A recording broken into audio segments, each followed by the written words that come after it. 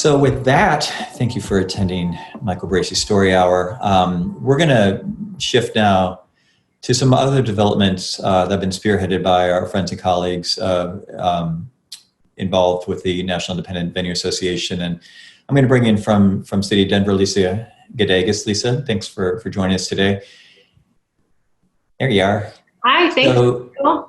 You've been deeply involved in the relief fund efforts, which I think has been really important because, again, I think the congressional cluster that we've all been watching is a good example of why we can't sit back and hope that Congress is going to be able to take care of some of the problems they need to take care of. You've got some updates on what's happening with Relief Fund, and why don't we just start, if you don't mind, kind of big picture. For those of us who are watching the show today and have not been tracking this closely, could you give it a little bit of an overview of what the Relief Fund is and kind of what the intent is behind it?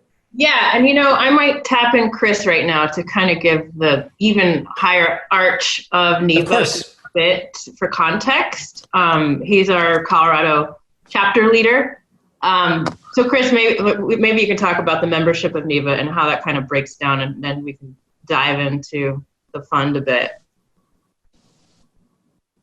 Yeah, so NIVA is an organization. We're the National Independent Venue Association. We represent over 3,000 independent venues and promoters across the United States.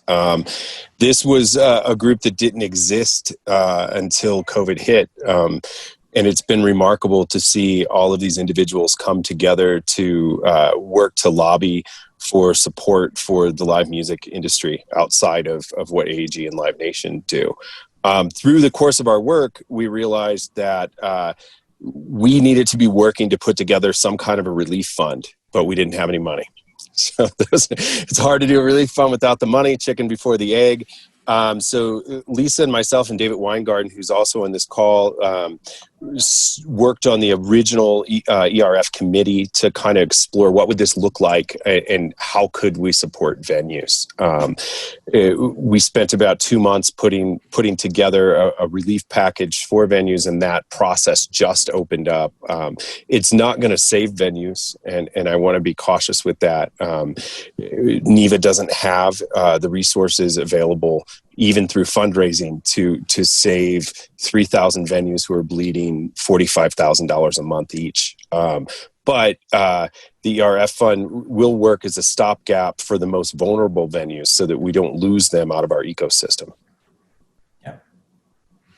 Yes. So we figured out how to fly the plane and build it at the same time, which is what we're doing. It was important for us to open up this fund. We even grappled with it a bit because we didn't want to get in the way of the Save Our Stages Act and show Congress or anyone else that we would also have this fund. And, we didn't want to confuse messages, but it was so important to get it open. It's open through October 15th, and it's for venues and promoters to apply. There's 2 different applications for that. Like Chris said, we're looking at folks that are most at risk. We ask about 30 questions in the application that become a beautiful rubric to help us understand sort of level of severity with our spaces across the country.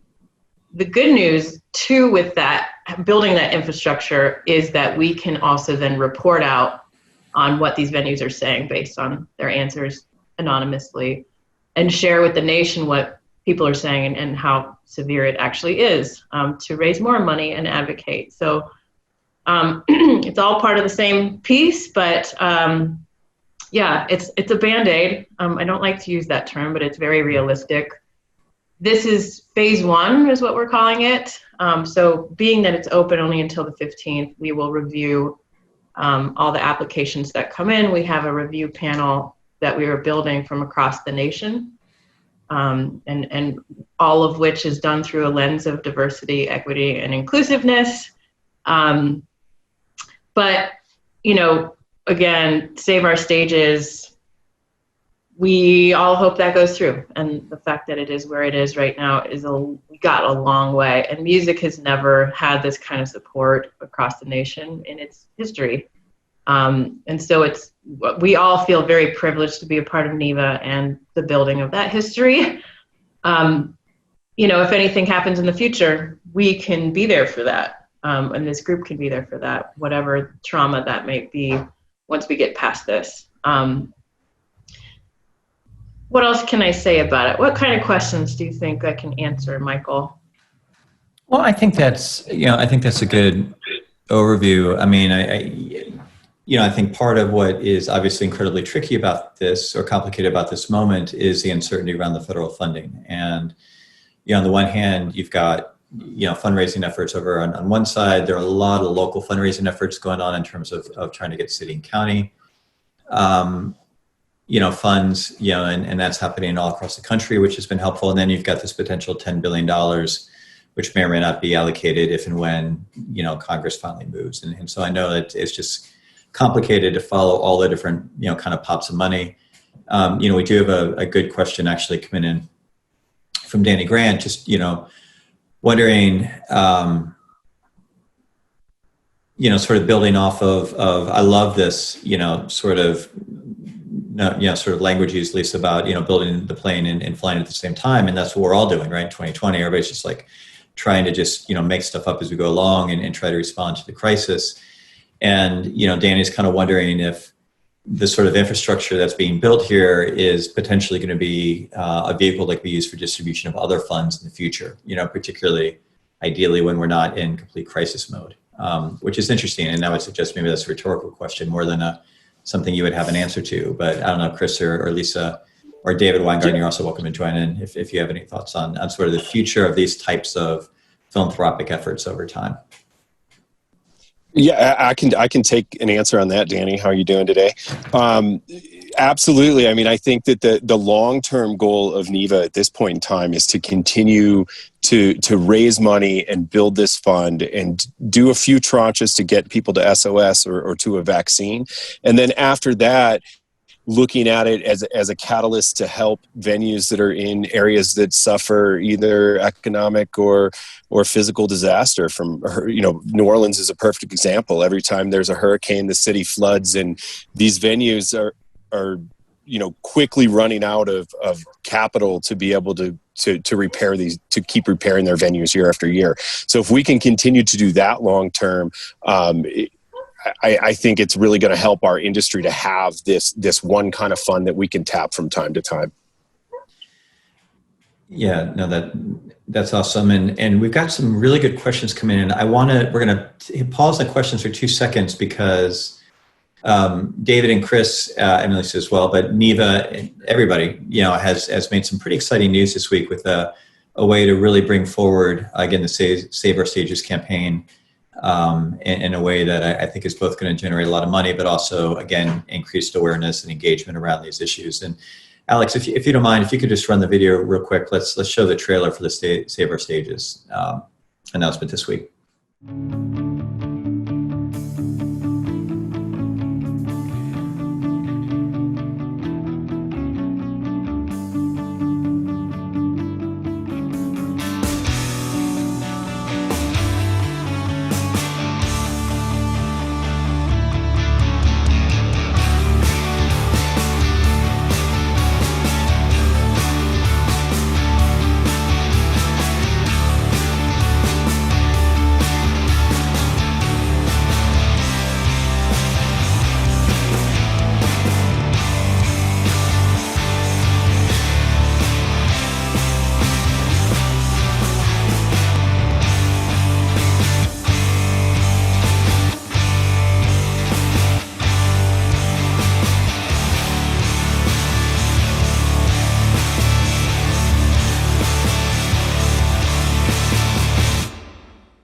That's fun.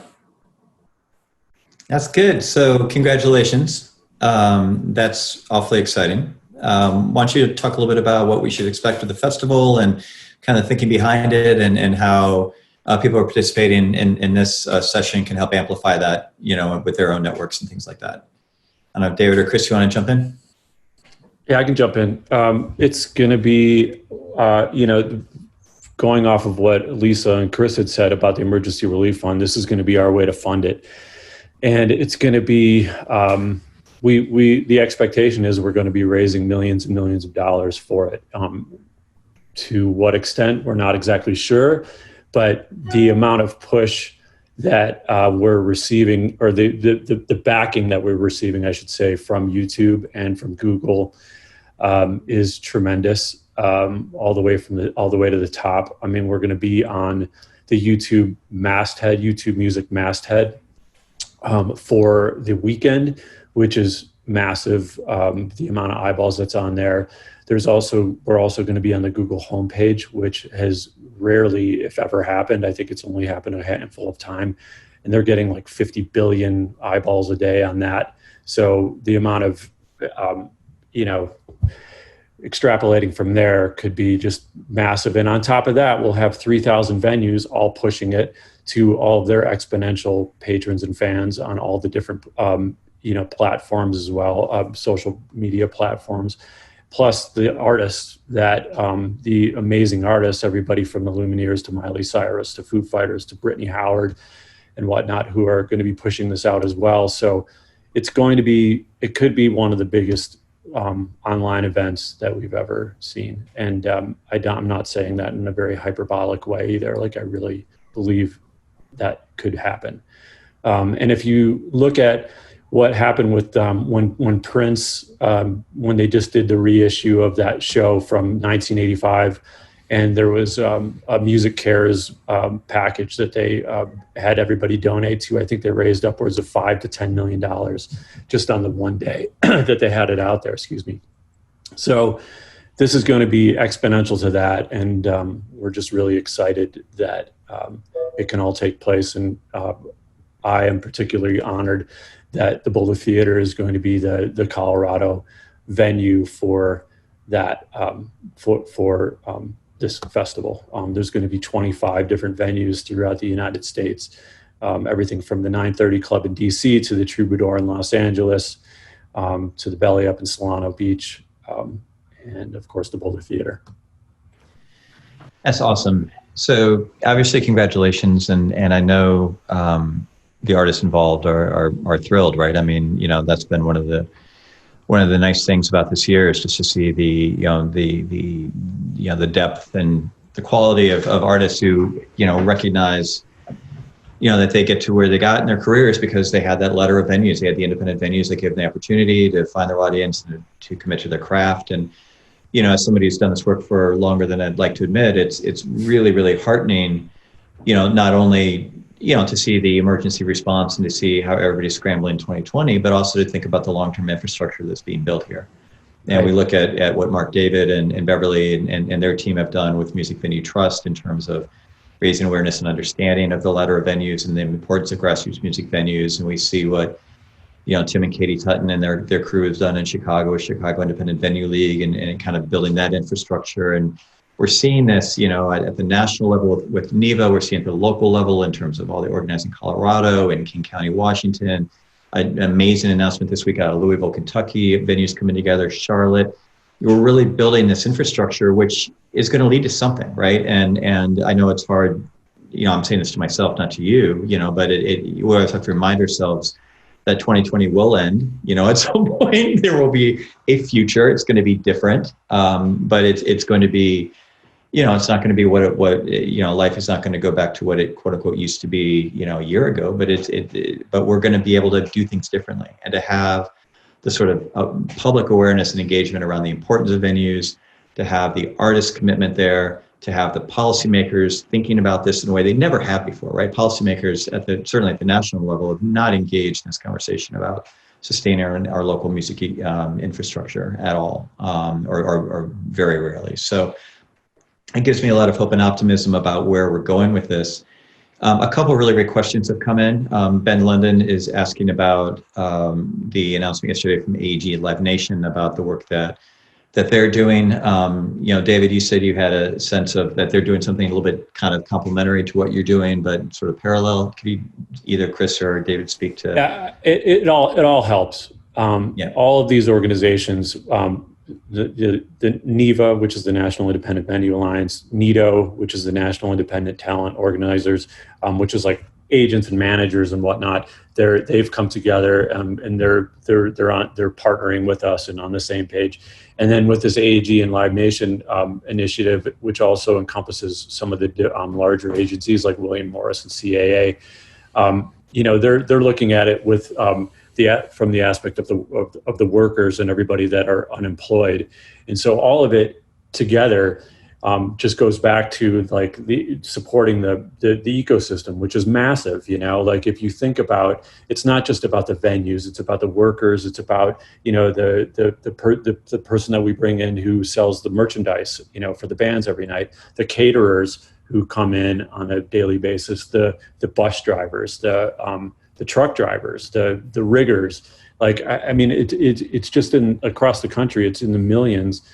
And the amount of people that are out of work within this ecosystem is massive. And what Chris continues to always point out in some of these interviews, which is a really big thing, is that for every dollar that's spent on a concert ticket, $12 goes back into the community around those shows. So you think about all the different restaurants or the taxi drivers, the Lyft drivers, the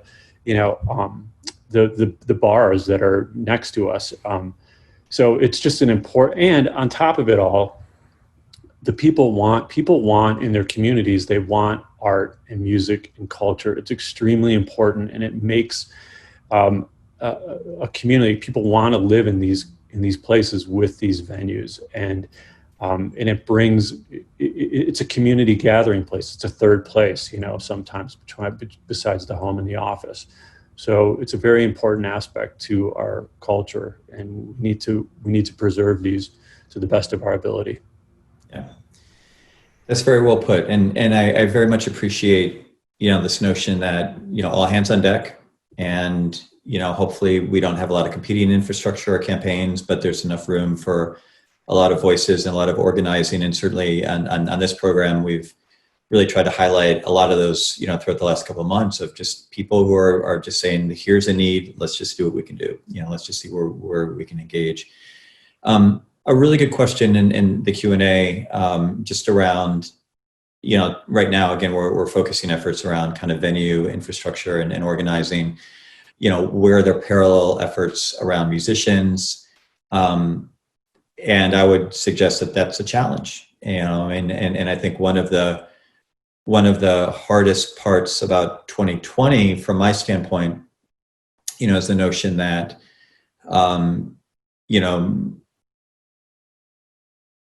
I don't want to be uncharitable in saying this, but there's a little bit of a sense that the ability for working musicians to be able to file for unemployment was victory.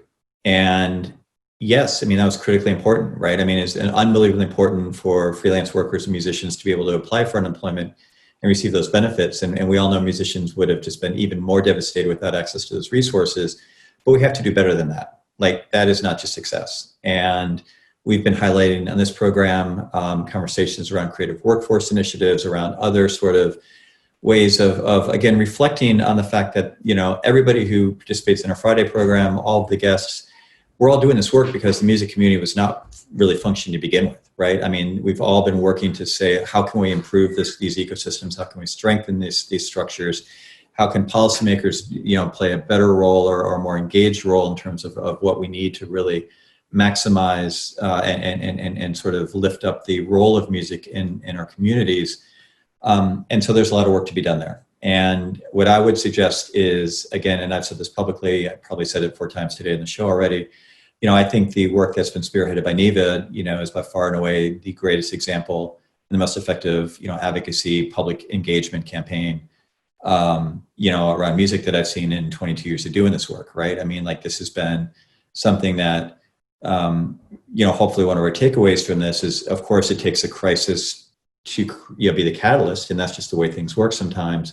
But hopefully we can be able to take this and build momentum and build power moving forward for all the other issues that are that need to be looked at and addressed as we kind of evolve in our music systems.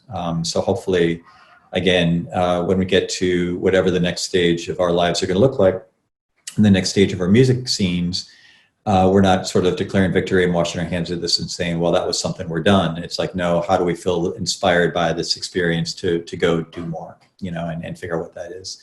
And certainly from our standpoint, Music Policy Forum, and I'm sure from everybody who's participating in the show, putting musicians in the front of that conversation is central. This is all about musicians. So Well, you guys have been great. I really appreciate you coming in.